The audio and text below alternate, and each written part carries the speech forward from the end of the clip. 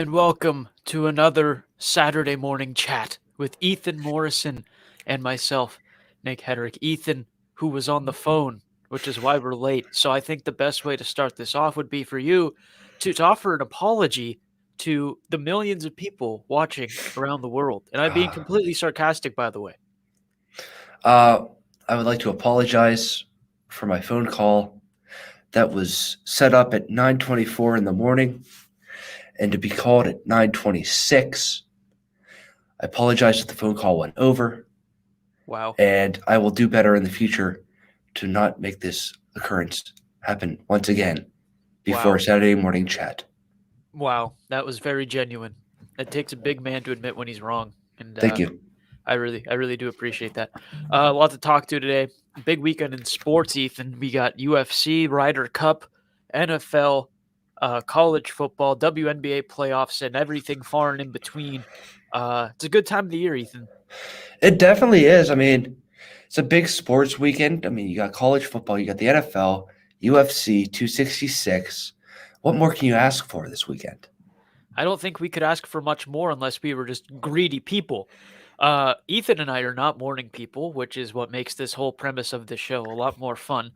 But Ethan, let's start off with the first thing that we mentioned, and that is UFC 266 tonight. Big main event with Alexander the Great, Alex Volkanovski taking on Brian T. City Ortega. Really stacked card tonight, Ethan. I know I'm probably a little more of a UFC fan than you are. I know you're getting into it. But really, how excited are you for this card? What are you hoping to see tonight in these, really good fights on paper? Yeah, I mean, I really just started getting into the UFC over the past several months. And, Volkanovski and Ortega, that's from the, the Ultimate Fighter, the show, the TV show? Yeah, they did the So, last season of The Ultimate Fighter. They were the right. coach. They So, do that a like, lot with upcoming fights. They make the yeah, 2 coaches the competitors, combatants, right. whatever better word would be there. So, the two winners of the Ultimate Fighter, that was the last pay-per-view? Am I correct? Or was that just a normal, I was don't that just a remember. normal fight night? I didn't watch the Well, last season of The Ultimate Fighter, so I don't know if they still make them fight Well, yeah, the main card or they not. definitely did fight. I just forget when that. I think it was like at the end of August. So you got to see that. You got to see the two winners of the two teams face off against each other. Um, so that was cool. And then you got Ortega and Volkanovski, ending this season of the Ultimate Fighter, with the fight tonight. Also, Nick Diaz returns to the ring tonight. I guess you could say the long-awaited return for him. I'm kind of I surprised would say so. I'm surprised he's stepping back in the ring, but it's gonna be nice to The see him back Octagon. in there. Not the fucking ring, the octagon. It's like I said, it's early. I woke up 15 minutes ago. Wow, and you Um, already had a phone call and and hopped I've into already it had a with phone everyone call. on the internet. So that should be a good fight. But just really excited to see this whole card play out in Vegas tonight. Absolutely. 17 years ago, Robbie Lawler and Nick Diaz fought. 2004 UFC 67, not 267. That's the next pay-per-view. UFC 67, I believe it was. Actually, no, it's 47. I have in my notes here. UFC 47. I get the 7 right at least. Really good, just brawl. Watched it last night. It's on YouTube right now for free. Still not sure if they're gonna pull it once the rematch happens. But a great fight. A lot of just good stand-up. Never went to the ground, I don't think. Just a lot of good punches, really high impact, highly engaging fight. Hopefully 17 years later, they can replicate it to some extent. But also just a lot of really good fights in the main card. Main card consists of Jessica Andrade taking on Cynthia Cavillo, Curtis Blades taking on Rosenstrike, Nick Diaz and Robbie Lawler, Shevchenko taking on Lauren Murphy, and then, of course, the main event, Volkanovski taking on Brian City or Ortega. Now, of course, the big controversy about the main event is that some people think that these 2 are fighting for what is Max Holloway's belt, because a lot of people think that Holloway deserved the decision over Volkanovski, and that these 2 are basically fighting for a belt that neither of them deserve. I don't wanna say or earned. They both have earned a title shot at the very least. But a lot of people are saying that this is Holloway's belt and these 2 are fighting for it. My proposal is a triple threat WWE style match, But Ethan, did you watch the second fight? Did you watch Holloway Volkanovski? Do you think that there's any legitimacy to these rumors of, Holloway's the rightful champion and he got robbed, and this isn't even the belt of whoever walks away with it tonight?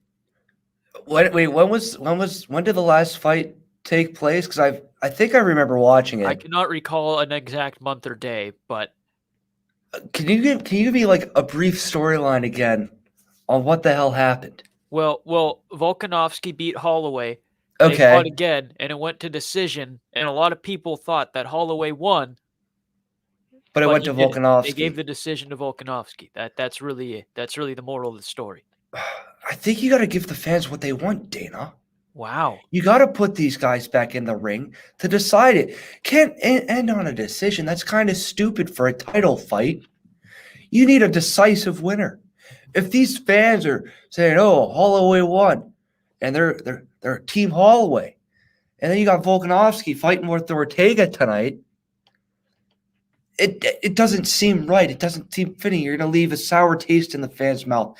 So these guys, they need to see Volkanovski Holloway once again in the ring. But that triple threat match doesn't seem too bad either. Yeah, I think the triple threat match is the way to go from a ratings perspective. Let's see. Split decision 47 48, 48 47, 48 47. So two of the three judges gave it to Volkanovski. One judge saw it in favor of Holloway. Uh, Ethan, what fight are you most excited about here tonight?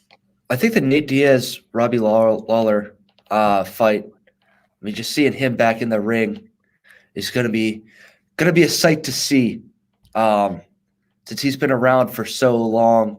But also the main event, Ortega Volkanovski. That should also be a good one since I actually watched the Ultimate Fighter Oh, throughout the season. So like I kind of know this somewhat of the storylines. I mean, it's been a while since I've watched the last episode, but I mean, I kind of know the storylines and what went on there. So it's going to be nice. yeah, I think it'll be a very fun event. Whenever I get my hopes up, though, for UFC events, they're usually the ones It's that are gonna. very lackluster. So I'm hopeful that this card lives up to the hype. And speaking of living up to the hype, we have our games to watch for this weekend. Ethan, I will start by offering my single NFL game to watch this weekend between the Tampa Bay Buccaneers and the LA Rams. Matty Stafford taking on Tom Brady, both teams 2-0. I think the matchup makes sense. I think it's a very. I don't need to make much of an argument. I don't think for this game to be one of my games to watch. Mm-hmm. Yeah, that's a good game, Nick. That is a good game. It should be a dog fight in that one, especially. I mean, Tampa Bay's both teams are undefeated, and they're playing in LA. I think it's the game of the week too. So for Fox, so that it's going to be I believe definitely that's be. true. I think it's definitely going to be a good game. But my game to watch is going to be the Packers and the 49ers. Obviously, the Packers got blown out by the Saints in Jacksonville in Week 1, and then they went into a soggy Lambeau Field in Week 2 to open up their homes to have their home opener. Beat the Lions pretty easily, so now they get. I guess you could call it their first real test against San Francisco, on Sunday Night Football. So that should be a very, very, very good game. I agree. If there was another NFL game I was going to throw on here, definitely, likely would have been that game. Another game that's not going to make it as my game to watch, but it's a game I'm very intrigued by. If I can find it here. Oh, Dallas and Philadelphia, the Monday Night Football game. That division's still wide open, in my opinion. Uh, Dallas's offense has obviously looked pretty good. And I'm really excited to see which one of these two teams can kind of cement themselves as the front runner. I'm still not buying that the Washington football team is legitimately in that conversation. I'd love for them Mhm. to prove me wrong. They got a lot of fun guys on that team, but I'm not going to buy it. Second game to watch: Red Sox and the Yankees today and tomorrow. Wild card spots are on the line. Really tight race right now. It's a great time to jump into baseball if you haven't kept up with the rest of the season. A lot of fun races right now. And of course, you have one of arguably the best rivalry in all of sports. And this time it actually means something. It's not like one of them absolutely blows and one of them is okay, or something along those lines where they try to act like the games are important just because it's the Yankees and Red Sox. This time the games are actually important. So I think both games this weekend, there's a lot of fun there. Yeah, I mean that whole series should be just marked on your calendar to watch. I mean, I think this is the first time in a couple of years now that this series actually means something. And not just them. How about the whole AL East in general? Like all of those games are going to be games to tune into, especially with the current standings in the wild card race.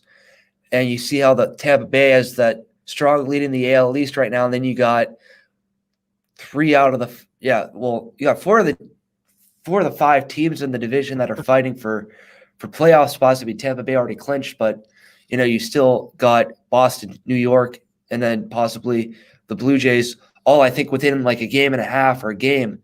So I mean, definitely all of those games are going to be ones to key into. I absolutely agree, Ethan. And who would have thought the Blue Jays to go on that point would have been competitor? I'm not saying they're front runners by any stretch of the imagination. Obviously, they're fighting for a playoff spot. Probably not going to get it if we're being completely honest. But I mean, I think they're still a couple years ahead of the curve. Obviously, they've been building towards the future, but the fact that they're competing already, I think definitely good things for them. I mean, I think as for the Blue Jays, I mean, I think we knew they were going to be somewhat good. I don't know if thought they were going to be good to this extent, but they do. I mean, they have their core, they have their guys that they want on this team. Maybe you need to add a few more pieces here or there, but I mean, they're definitely a team where they might not have that championship caliber team right now, but they're a team where if they would make the playoffs a year out of the next couple of years, let's say 3 years, make it in this year or next year, 2 out of the 3 years. I mean, it's not going to be surprising to me. They still had a really good team. I mean, they made it last year with the expanded playoffs. And, they're kicking around. I mean, I honestly think they could make the playoffs this year over the Yankees. I mean, I hope. Blue Jays are a very fun team. Yeah. I hate the Yankees, so hell yeah. What's your Yeah. second game to watch, Ethan? My second game to watch is the big noon kickoff today on Fox. There's the liveliness we waited for. Notre Dame versus Wisconsin. Notre Dame coming off a win against Purdue last weekend. Wisconsin 1-1 on the year.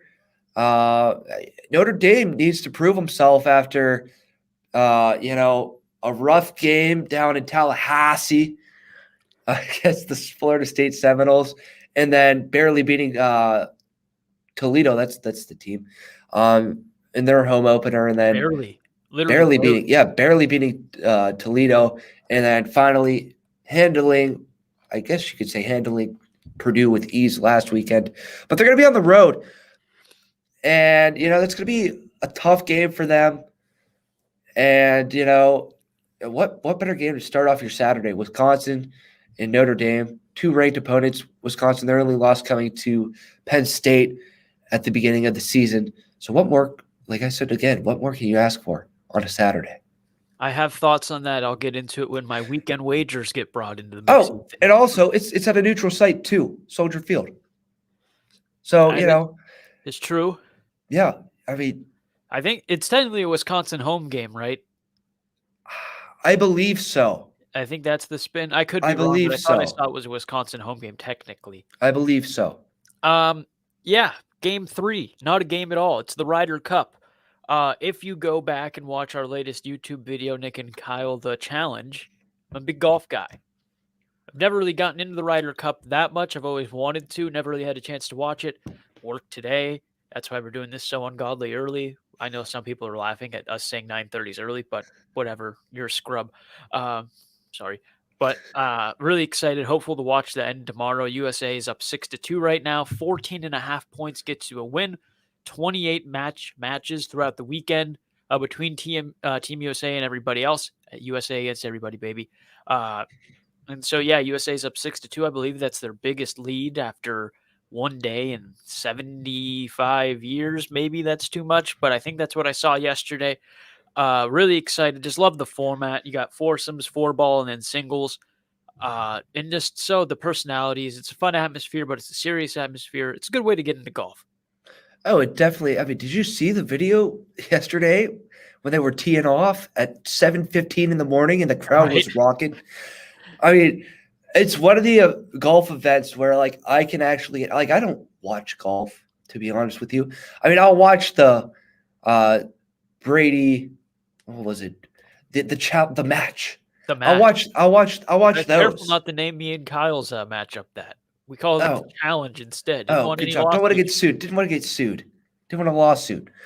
But I mean, that's the matches that I'll watch because they're fun. They're exciting. I won't watch like a normal golf match. I'm gonna be honest because I don't. I'll get bored too easily. And you, Nick, I know you're into golf. You can bash me in for Listen, this. I think in the golf, and I'm a golf fan and a NASCAR fan slash just motorsport fan in general. Uh-huh. I understand if you find them boring. No, I don't want to come off as an elitist. That's how it's going to sound, though. I understand the inner workings of what goes into them more. Not like I'm a car mechanic, but I appreciate the strategy and everything that goes into Mhm. NASCAR.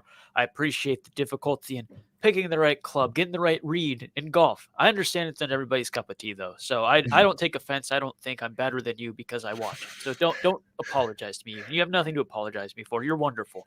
Thank you, Nick. Thank you, Nick. But yeah, I mean, just the raucous crowd that you see. I mean, it's unlike any other thing that you're going to see across the tour all year. Um, just the energy from the golfers. I mean, Jordan Spieth yesterday, he almost went into fucking Lake Michigan uh, with his shot. And that was cool to see. But I mean, yeah, just the crowd's unmatched. I mean, and I mean, it always seems like it's always coming down to the wire, and the golfers are really into it. So I mean, definitely a match and definitely a tournament that you're going to want to watch over this course of this weekend, with all the other sports going on. And DeChambeau yesterday went 417 on his drive over everything.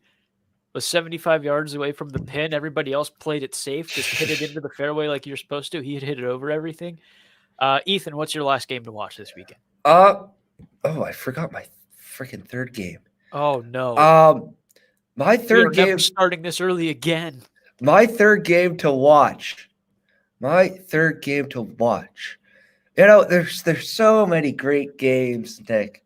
There's so many. You see how I'm stalling right now. Yeah, There are I so can. many great games on the slate today. You can't go wrong. Here we go. Texas A&M, Arkansas, 3:30. Woo pig, baby.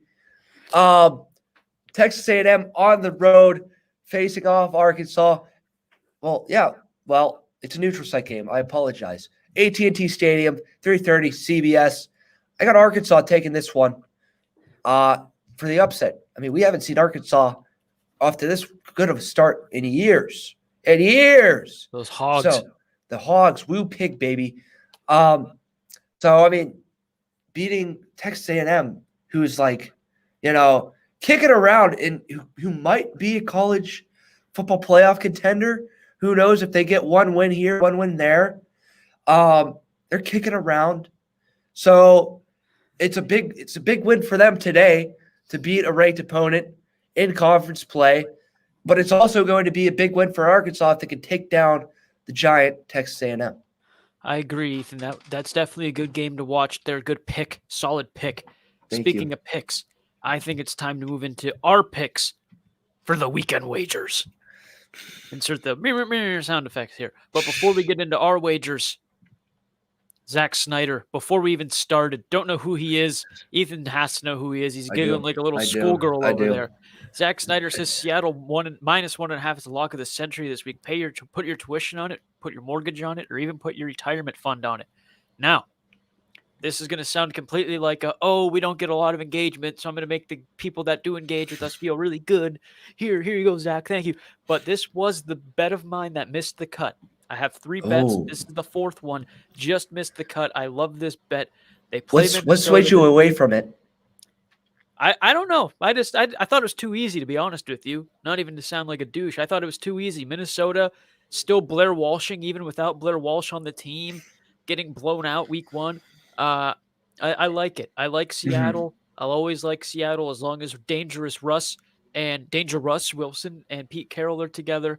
Uh, I like Seattle -1.5. I think it's very, very justifiable. I'm not going to put my tuition or mortgage on it, mostly because I don't have a mortgage or a retirement fund.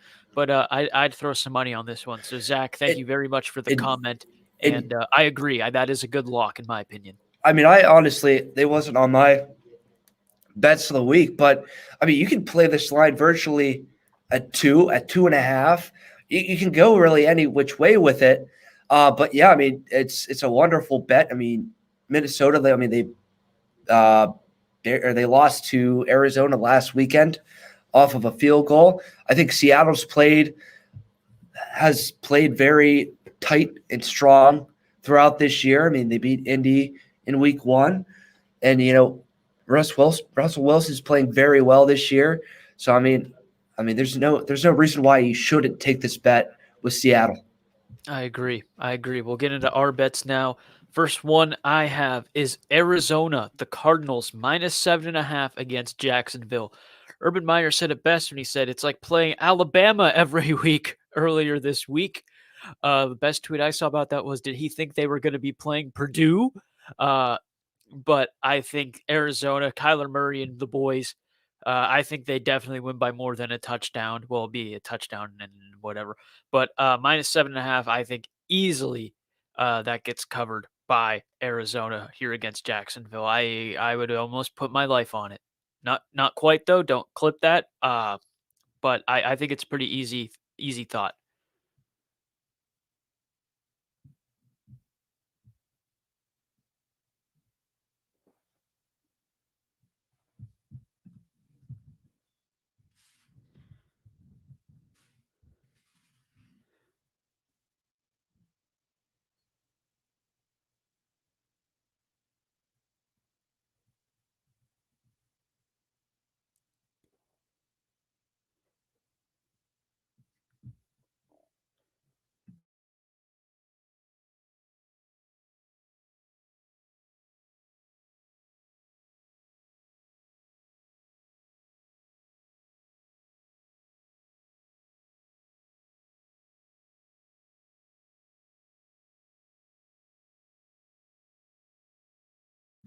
Well, we can't hear Ethan, so that's pretty neat.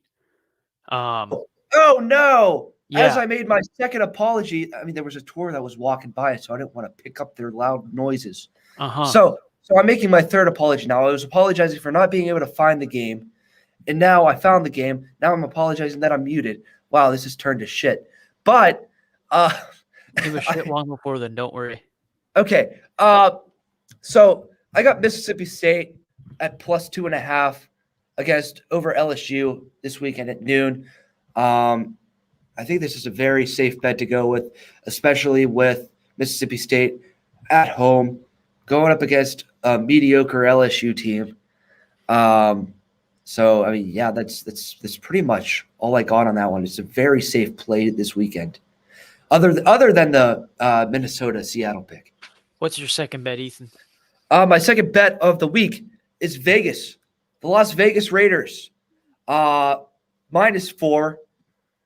That should be a very good game overall, but also Vegas. I mean, they beat Baltimore at home.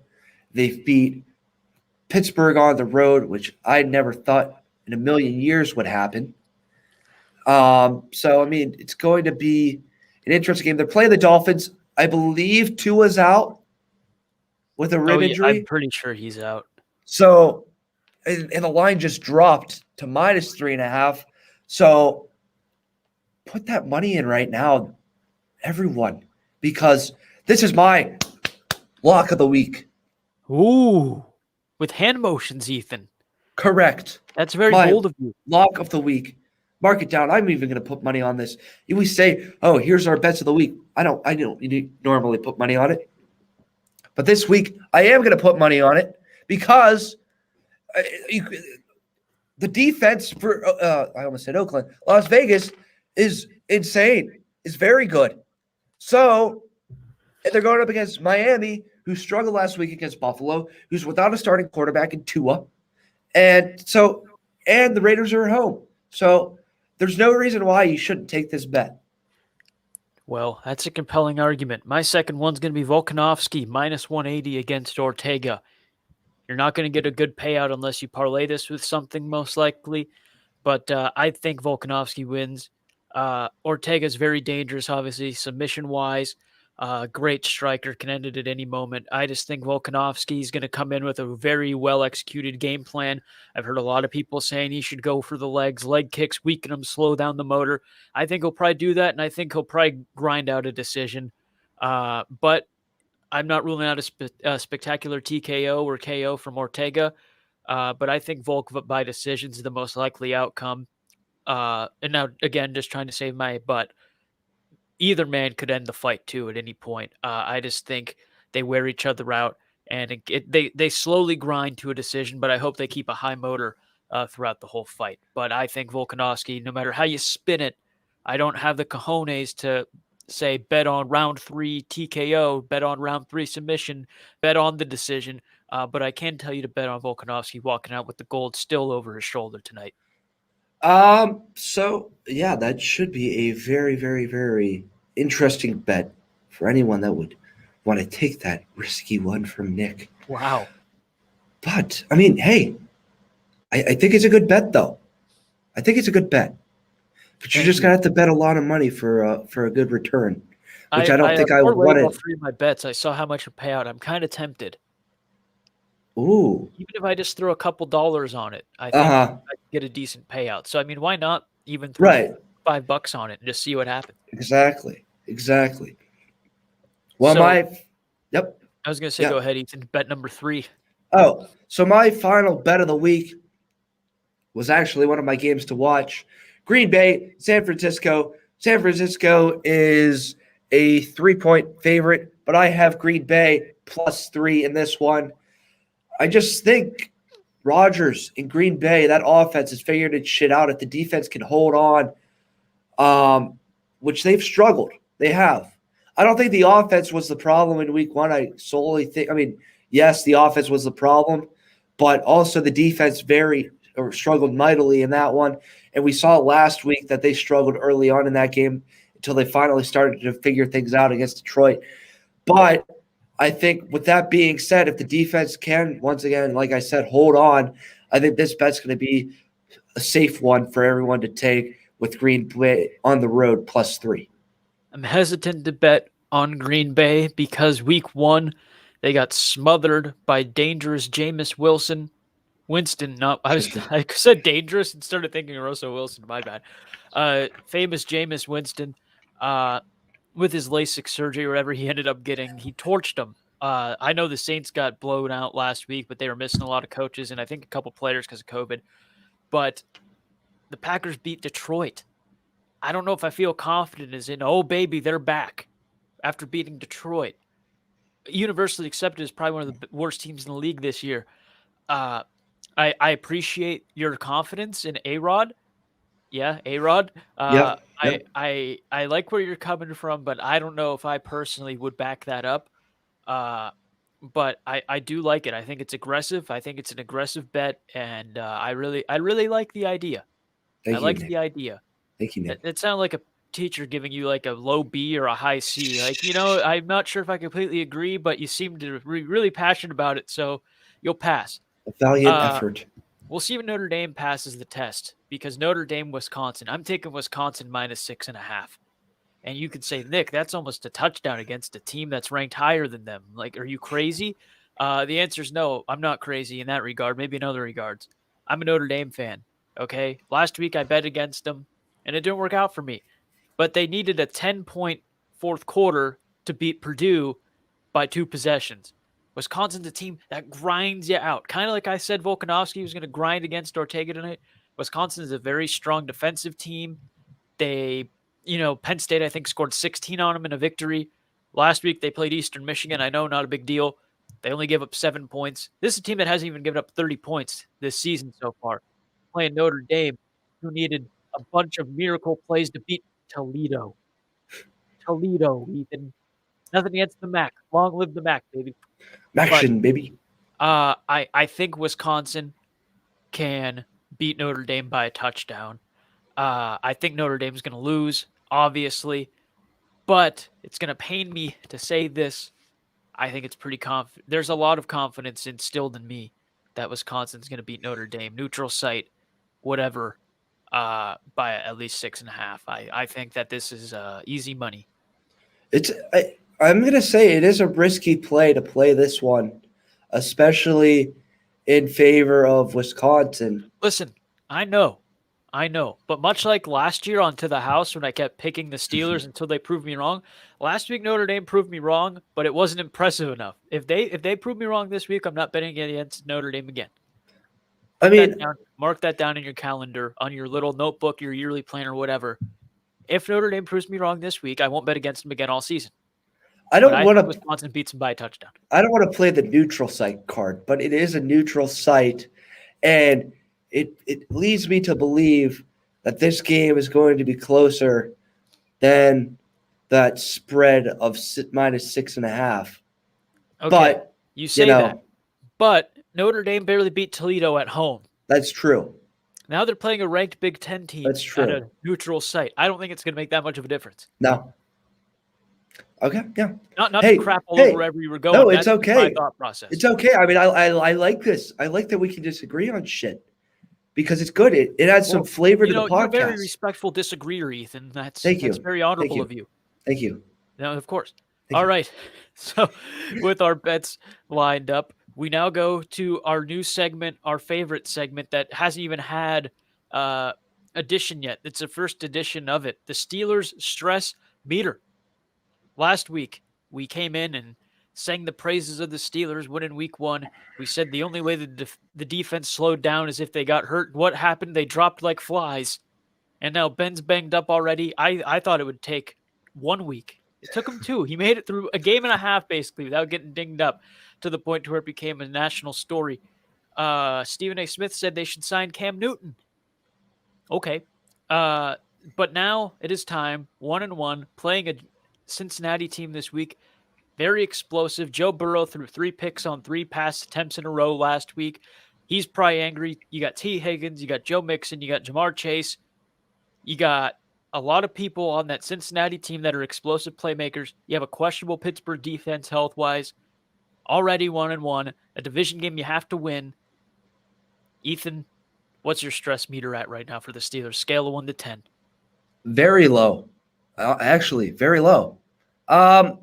It's probably sitting around a 3 or a 4. Because it's one game, and your defense was banged up. Yes, they're still going to be banged up this week, not at 100%. Ben's not going to be at 100% either. You're missing Deontay Johnson. You're missing Alex Highsmith. But it's the Bengals. But also the Steelers' offensive line is also struggling. But still, they still have a lot of time to figure stuff out. And I don't think it's time to, hit the panic button yet. Because hopefully after this week, you're playing I don't want to say you're playing the Bengals, but you are playing the Bengals, a team they should beat. But, I mean, look, once they get healthy, you're going to see the team that you saw in Buffalo. That's the team that you're going to see.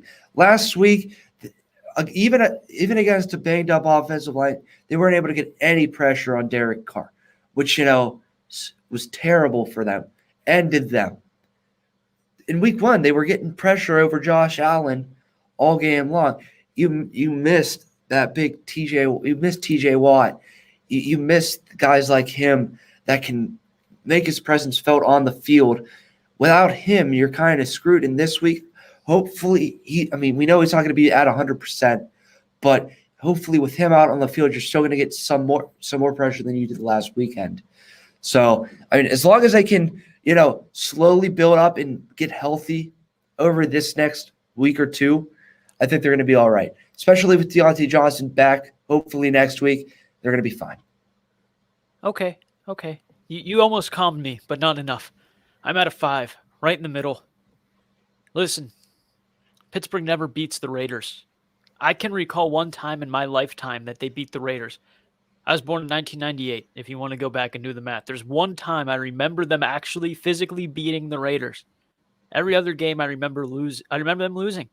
I remember sitting in the Yorktown Cafe at RMU getting excited because Juju sprinted down the sidelines and now Boswell had a chance to kick a game-tying field goal. Oh, And me and my friends got on the edge of our seats. We saw him bring his tree trunk leg way back like a pendulum. oh, And then I saw him fall right on his keister.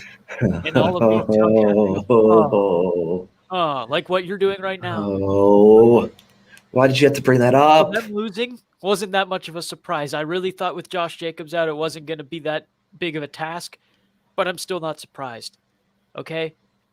Listen, this week determines if we should be stressed or not. I'm at a 5 because I'm getting a little worried that some of the wheels they're having some lug nuts fall out of them, okay? Or the bus is starting to go, it's a little shaky here. Miss Frizzle's driving, okay? It's very worrisome, but not overly worrisome. It's worrisome that injuries are already mounting because you get dinged up in week 2, you play through it a little bit, but then you can get even more injured in week 6, week 5. We're getting to the point now. Obviously, there's a lot of season left. There's a whole other game. We're getting to a point now, though, where we're going to find out who's our good team and who's not. Pittsburgh needs to win games against teams like Oakland. They need to win games against teams like Cincinnati. They have a really tough schedule. I think the toughest in the NFL is what it was voted. Games against Cincinnati, against a team who's still rebuilding. Yes, they have pieces, but they're still not there yet. You need to win those games. So they need to get through this week. They need to get a win. They need to stay healthy, and they'll be good. I'm at a 5 because I'm getting nervous because I've seen this same old song and dance about 15 times in my 22 years, almost 23 on this earth, okay? I'm getting nervous. I'm not overly nervous yet. Okay? We'll see how healthy they walk out of week 3. We'll see if they win here in week 3. Whatever happens on Sunday, that determines if this number shoots up or plummets down. But I can tell you one thing or another. It's not going to be a 5 next week. This week will say a lot. Okay? This is the week that you need to get Najee turning. This is the week that the defense has to really show what they're made of. They got a couple guys out, a couple guys in. They got to show, do they have that depth that they had last year where we can still feel confident in them? In the offense, Matt Canada, you Mountie, we got to go in there and we've got to see what this offense can do. You got to let Ben fly, injured or not. The Duck's gone. He's in Ottawa now. But you got to let Big Ben go out there and fly. We got to see what can happen. The Ben alone with five wideouts, everyone knows that's coming. We got to mix it up. We're not throwing screens, especially when the game is over. We're not throwing screens to Deontay Johnson while down 2 possessions in the fourth quarter on the last play of the game, getting him injured. We're not doing that. We need to show some resilience, some drive, some energy, and we'll be good. But we're out of 5 for now. Ethan, what do you make of that? That's fair. That's fair. I mean, this is definitely a game where you can say this is already a game where it's a must win. I'm going to say it. I said it. I think this game is a must win for them. It has to be. Because it's, like you said, it's a game against the Bengals, who they should beat. The Bengals are still rebuilding. This is a game where I know you're banged up, but you still should be able to get the job done. And, don't want to say coast in week 4, but get into week 4 unharmed. Hopefully, that's the hope. And I think defensively, I'm sure Joe Burrow's a guy that puts the past in the past. I don't know Joe Burrow. We interviewed Max Brown, who played for Pitt and USC. He looks a lot like Joe Burrow. But I don't know Joe Burrow. I'm assuming he put it in the past. But I'm sure that you pressure him early, he makes some mistakes early, he's going to get rattled. He's going to make more mistakes. I think they need to get on him early. He's still new. Yes, he can make plays, whatever. But I think they get to him early. They fire him up early. They make him down himself early. I think that's important. Make that second-year quarterback who's still probably maybe still almost refer to him as a rookie just because he missed so much time last year. He still doesn't have his sea legs, so to speak. But I think you pressure him early. I think the offense needs to score an early touchdown of some sort. No more field goal. No more nice drive that stalls out. No more run, screen pass, punt on 4th and 6. I think it's time now to strike early and pressure Burrow early, and I think they'll be good. I think those are the early keys to the game. Ethan nods. Ethan says it's too early. Why I did you agree. make me do this?